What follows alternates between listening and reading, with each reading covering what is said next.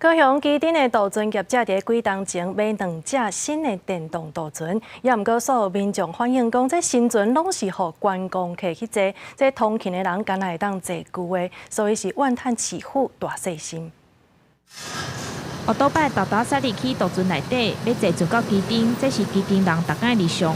毋过线顶着基丁居民咧怨叹，因坐渡船常常拢是旧船，明明已经有新的电动船，要服务去基丁甲高山交通需求。新船专门互观光客坐，记者是坐到渡船站，坐船的除了大学生，嘛有基丁民众，大家看法无同。感觉是一半一半，因为新的船甲旧的船拢有咧轮替咧使用，所以我感觉坐的时间拢一半一半。旧的啦，旧的较济啦。因为新船可能1、2只、2、3只尔，车拢都介绍有8只船啦，几只拢旧的较济。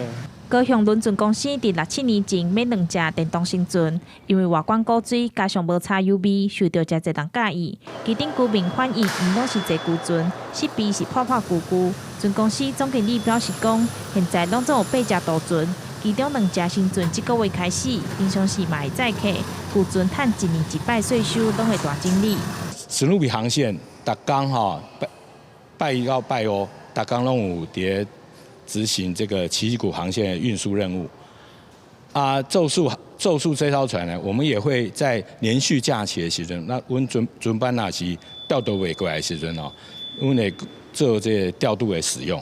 高山渡船站平常时载客量大约有1万人，假日会有2万人。船公司表示，进前是营运的考量，才会用新船载观光客。即马重新调度，毋忙服务会当更加周全。记者钟义辉、邱昭勇高雄报道。